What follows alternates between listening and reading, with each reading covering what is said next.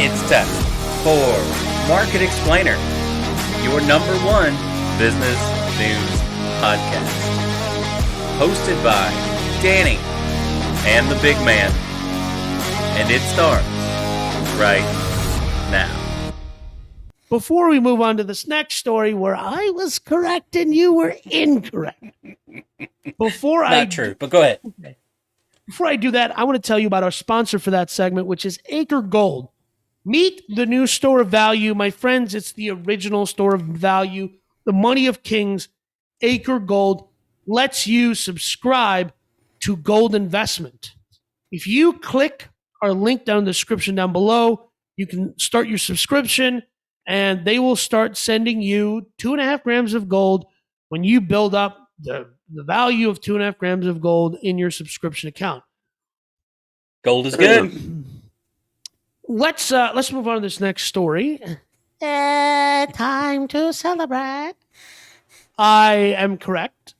You are rarely correct. So you gotta put it out there. Go ahead. Correct all the time. Rarely correct in a matter of one episode. So in our last show, we talked about the huge acquisition of Microsoft acquiring Blizzard.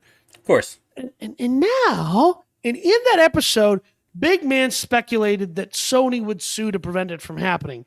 And I said, maybe they sue, maybe they don't. I don't think they're going to sue.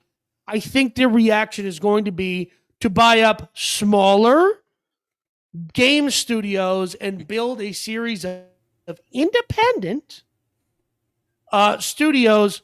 And what's this? We're going to just pull this quote right from the article.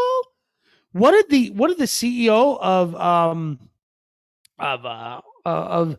Sony Interactive SIE? What did he say? He said they're acquiring Bungie. Yeah, they're acquiring Bungie for $3.6 million.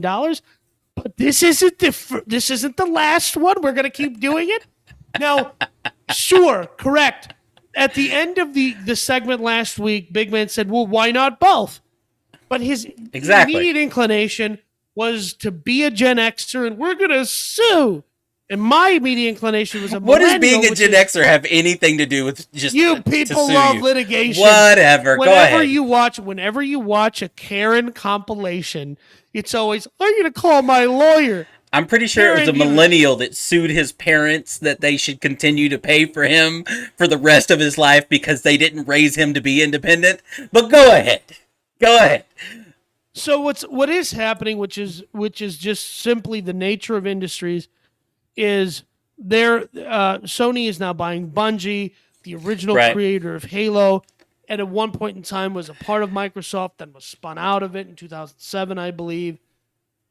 Yeah, but look, their current product that everybody cares about, because they worked on Halo, but they don't own Halo, right? They worked on Halo. Correct. Their current product is Destiny, right? And Destiny's become a big... Wait, didn't they? Who created Fortnite? Oh, that was the Tencent. That was a Chinese company, wasn't it? Okay. Correct. So you have a small company that not only, and I will give you this, you were correct in that they're purchasing an independent and they're keeping it independent. They're keeping everybody around that's working on Destiny. They want Destiny to grow because they want that part of their business to grow. And that does make sense. However, there's a big difference between acquiring a company for $70 billion and $3.6 billion. Yeah, no, agreed. But here's the point. Here's what I find funny is, according to the articles that I could find, Bungie up until 2019 was actually part of Activision, which they would have then been bought out by Activision Blizzard. In last week's deal, how much money did they miss out on by not continuing to be a part of that the last 3 years? Right. So they weren't owned by Activision. They were distributed by Activision, which is a weird... They would have still been bought. They would have still been bought in the absolutely. Anything that was on Blizzard's platforms, as far as their like Steam accounts and stuff like that they used to access, they were purchasing up all of those licenses, right? They purchased their entire business. So they get $3.6 billion by themselves. Would they have gotten a bigger piece of the pie had they stayed instead of gone independent? Who knows? Well, and then the question becomes, does it become an issue for regulators if Activision owns this? I know Microsoft is trying to acquire them. So we saw something. A comparison would be like, when T-Mobile tried to acquire Sprint, Sprint had to shed Boost Mobile. I mean, Boost Mobile was an insignificant part of their business, but they had to shed it to create the appearance that there's going to be competition in the market. So similarly, I think that it would have probably been an issue for regulators that they would have ended up splitting it off at some point anyway. And listen, neither of these deals have closed. They've just announced that they're working on them. So it doesn't mean that we're going to get to regulators. Yeah.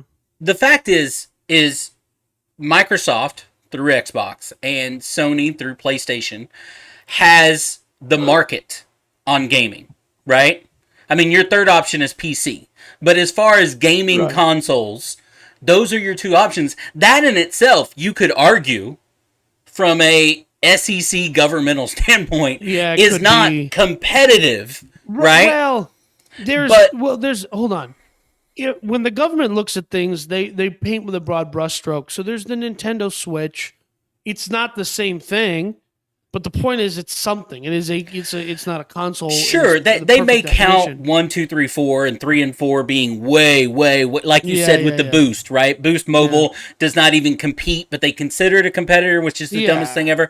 So you are right; they count weird things, but we're living reality here, right? And the reality is Xbox and PS5s, and your Xboxes and your PlayStations are where it's at. If you're not a PC user, right? Right. But so that in itself means you've got these what are the two titans in an industry, correct? Kind of vying for, but one of them's got more money than the other, right? Correct. By a lot. And how that all shakes out, because again, all of these things have to be approved when you have these big acquisitions in this kind of area, especially when you're talking about there's not a lot of players. Yeah. The SEC still has to come in and say, hey, this does not give you an unfair advantage. Right. And so the other thing, too, is, Sony's a Japanese company. So that just creates another layer of complication, whereas Microsoft was American. So there's now going to be two layers of regulators involved in this, probably, Well, I mean, look, you have... I don't know about that. That's not something I specialize in. I don't know if a foreign company has to go through any more process as far as the SEC is concerned, because not the SEC is, but I mean, it's as far as there's probably Japanese regulators on the other side. There may be. Yeah. But as far as here is concerned, and the acquisition being here, right? Yeah. Look, Sony is trying to get in Sony is trying to get into the multiplayer platform, much like everybody else, right?